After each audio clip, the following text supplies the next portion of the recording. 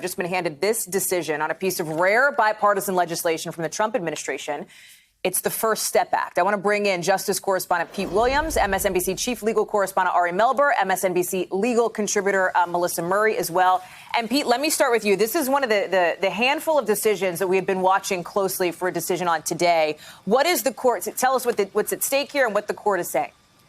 Well, what's at stake was whether people who possessed a small amount of cocaine and were sentenced back when the disparity was so high that you got a much higher sentence for possessing small amounts of crack cocaine than you did powder. It was a 100-to-1 disparity.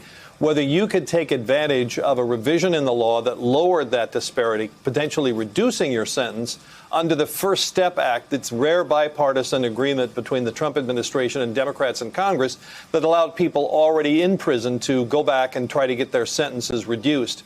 And today the Supreme Court said, sorry, they cannot. So this involved a Florida man who was possessed about 4 grams of cocaine, and which would be about the weight of 4 paper clips. But he was sentenced as though he possessed nearly a pound of powder cocaine. And he wanted to go back and seek a reduction under this law.